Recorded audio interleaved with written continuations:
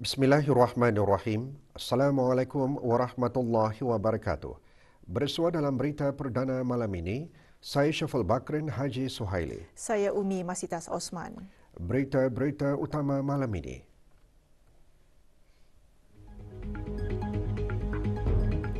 Kebawah Duli Yang Maha Mulia Paduka Seri Baginda Sultan dan Yang di-Pertuan Negara Brunei Darussalam berkenan menerima menghadap Duta Besar Istimewa dan Mutlak Kerajaan Kemboja.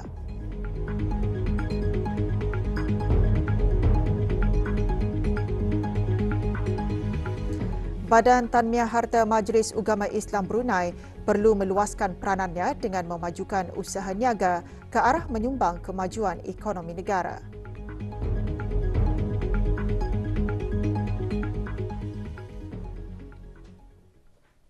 Kebawah Duli Yang Maha Mulia Paduka Seri Baginda Sultan Haji Hassanal Bolkiah Muizzaddin Wad Daulah Ibni Almarhum Sultan Haji Umar Ali Saifuddin Saadul Khairi Waddin Sultan dan Yang di-Pertuan Negara Brunei Darussalam petang tadi berkenan menerima menghadap Duta Besar Istimewa dan Mutlak Kerajaan Kemboja ke negara Brunei Darussalam yang akan menamatkan perkhidmatan.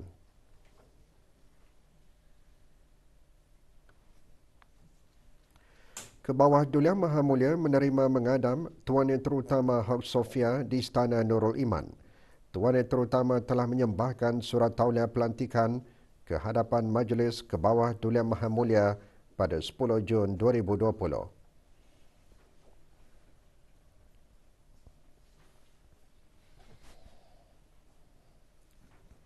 Pencapaian Badan Tanmiah Harta Majlis Ugama Islam Brunei sejak beroperasi 28 tahun lalu terbukti melalui pelaburannya dalam beberapa bidang termasuk hartanah, stesen minyak dan perniagaan. Justru Majlis Ugama Islam Brunei dalam 5 tahun kebelakangan berusaha meneroka bidang-bidang baharu. Menurut Menteri Hal Ehwal Ugama selaku Yang di-Pertua Majlis Ugama Islam Brunei, Badan Tanmiah terlibat menyertai bidang-bidang yang berpotensi dalam perusahaan makanan, khasnya pertanian dan penternakan. Berucam pada majlis penghargaan perkhidmatan Badan Tanmiah Harta Majlis Ugama Islam dan Stesen Minyak dan Perniagaan Badan Tanmiah, Yang Berhormat Pihin Udana Khatim Dato' Paduka Seri Setia Ustaz Haji Awang Badaruddin bin Pengarah Dato' Paduka Haji Awang Osman menjelaskan peranan badan tersebut bukan sahaja untuk memajukan usaha niaga oleh pemodal dan pengusaha tempatan, bahkan menyumbang kepada kemajuan ekonomi negara. Hal ini kita perlu lihat dengan wajar, mengingatkan ianya adalah entiti pengusaha Islam yang pada kemampuan modalnya pada masa ini boleh dikembangkan untuk menyertai dan sekaligus menyumbang dalam bidang usaha niaga, yaitu khususnya penyediaan sumber makanan dari hasil pertanian dan penternakan. Majlis diteruskan dengan penyampaian cenderahati kenangan dan sijil penghargaan kepada Yang Berhormat Pihin Orang Kaya Paduka Seri Utama Dato' Paduka Seri Setia Haji Awang Salim bin Haji Besar, Ketua Hakim Syar'i selaku mantan ahli lembaga pengarah, dan Pengeran Dato' Seri Paduka Haji Bahrom bin Pengeran Haji Bahar, mantan pengerusi lembaga pengarah badan berkenaan. Juga hadir Pengeran Dato' Seri Paduka Haji Muhammad Tashim bin Pengeran Haji Hassan, Timbalan Menteri Hal Ehwal Ugama. Majlis berlangsung di Dewan An-Naura, Kompleks Yayasan Sultan Haji Hassanal Bolkiah di Ibu Negara.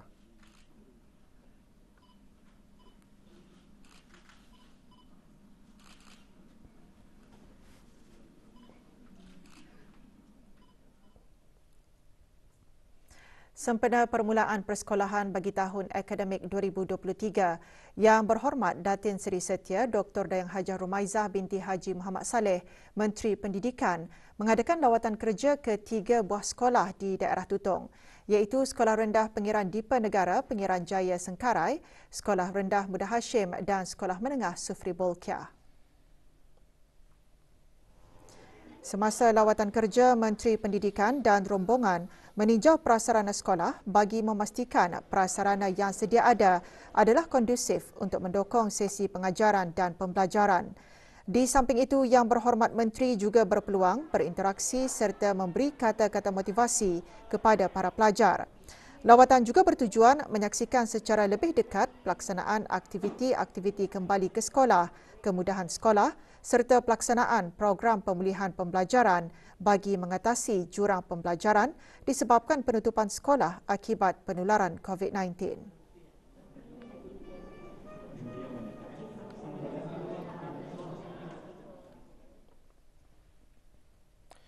Pesta Pengguna ke-26 akan diadakan pada 11 hingga 15 Januari ini. Ikuti bahan beritanya selepas ini.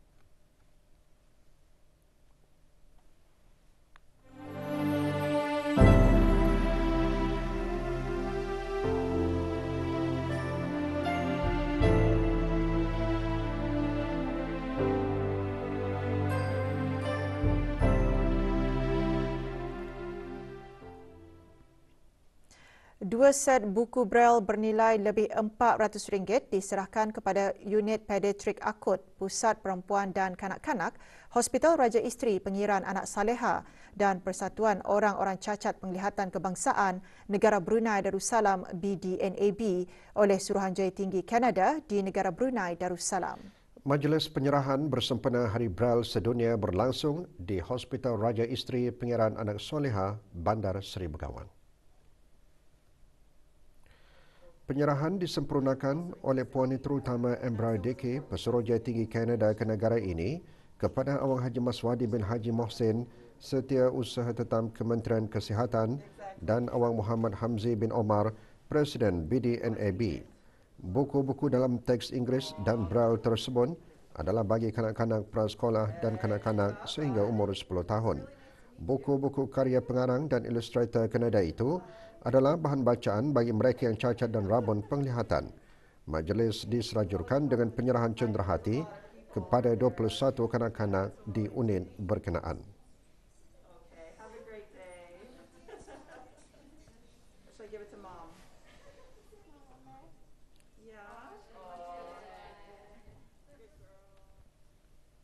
Pesta Pengguna ke-26 akan diadakan bermula 11 hingga 15 Januari 2023.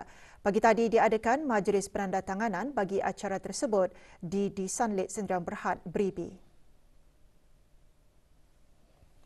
Menandatangani bagi pihak di Sanlit Sdn Bhd, Datuk Paduka Haji Daniel bin Haji Hanafiah, pengarah syarikat berkenaan. Juga hadir pada majlis penandatanganan rakan kongsi ialah wakil-wakil rasmi setiap organisasi dan korporat. Pesta Pengguna ke-26 akan diadakan di Pusat Persidangan Antarabangsa Brakas dari pukul 10 pagi hingga 10 malam, kecuali hari Jumaat ditutup sementara dari pukul 12 tengah hari hingga 2 petang. Followed by the exchanging of agreements. Status harian normal baharu COVID-19. Satu kes berada dalam kategori 4 iaitu memerlukan bantuan oksigen dan di bawah pemantauan rapi. Kementerian Kesihatan memaklumkan 230 kes dilaporkan sembuh. Jumlah keseluruhan pemberian 2 dos vaksin COVID-19 bagi kanak-kanak berumur 5 hingga 11 tahun 87.4%. Bagi remaja berumur 12 hingga 17 tahun yang mendapat 3 dos vaksin 62.5%. Dan liputan bagi rakyat dan penduduk negara ini yang mendapatkan 3 dos vaksin 79%. 5 buah premis perniagaan dikenakan denda kompaun oleh Jabatan Perancangan Ekonomi dan Statistik JPES, Kementerian Kewangan dan Ekonomi kerana didapati gagal mematuhi Akta Kawalan Harga Penggal 142 dan peraturan-peraturan di bawahnya pada bulan lalu. Kesalahan didapati hasil aduan orang ramai serta berikutan pelaksanaan kerja rutin harian penguatkuasaan Akta Kawalan Harga Penggal 142.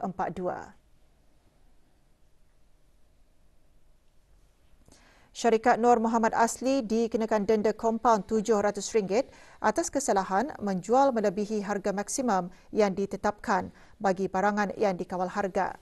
Yanur Trading Company Sendirian Berhad juga dikenakan denda kompaun RM700 atas kesalahan tidak memaparkan tanda harga bagi sebahagian barangan yang dijual. Premier Link Trading Company, Sim Kim Huat Trading Company Sendirian Berhad dan Biolab Plus Company alias Melvida masing-masing didenda RM500 atas kesalahan memaparkan tanda harga yang mengelirukan. Sehubungan itu, para peniaga dinasihatkan untuk sentiasa mematuhi peraturan-peraturan yang sedia ada termasuk Akta Kawalan Harga Penggal 142 dalam usaha membangunkan ekosistem perniagaan domestik yang mengamalkan amalan perniagaan beretika termasuk memastikan paparan tanda harga yang betul dan jelas. Maklumat lanjut mengenai Akta Kawalan Harga Penggal 142 dan untuk membuat aduan rasmi mengenainya, gunakan aplikasi mudah alih pengguna bijak atau hubungi talian Darussalam 123 atau email ke aduanpengguna@jpes.gov.bn. Maklumat lanjut juga boleh diperoleh di laman sesawang www.deps.gov.bn. Unit Penguatkuasaan Jabatan Daerah Tutong mengeluarkan kompaun terhadap sebuah syarikat kerana didapati melanggar Akta Kesalahan-Kesalahan Rampaian 2021 melonggokkan sampah binaan di tempat awam. Syarikat LSL Sendirian Berhad yang terletak di Lot 55, Tapak Perindustrian Bribi Gadong di kompaun RM500 dan dikendaki untuk menjelaskan kompaun dalam tempoh 7 hari. Jika gagal membayar denda tersebut, syarikat tersebut boleh dihadapkan ke mahkamah dan jika sabit kesalahan boleh dikenakan denda tidak kurang dari RM2,000 dan tidak melebihi RM10,000 dan bagi kesalahan kedua atau berikutnya boleh dikenakan denda tidak kurang dari RM10,000 dan tidak melebihi RM30,000, dihukum penjara bagi suatu tempoh tidak melebihi 12 bulan atau kedua-duanya sekali. Seorang pekerja warga negara Indonesia dilaporkan lari daripada majikan.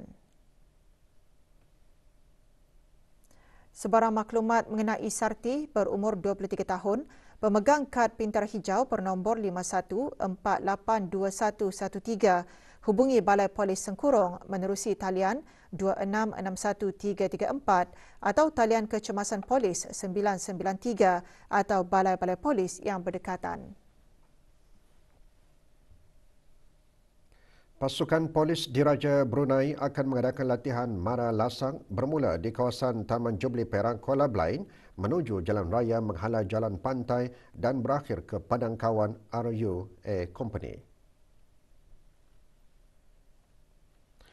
Latihan akan diadakan esok 5 Januari 2023 bermula pukul 8 malam hingga selesai. Sehubungan itu, orang ramai dan penduduk yang tinggal berdekatan dan melalui jalan tersebut dinasihatkan agar tidak merasa cemas dan tidak menghampiri tempat latihan terbabin bagi mengelakkan perkara yang tidak diingini berlaku sepanjang latihan berkenaan dijalankan.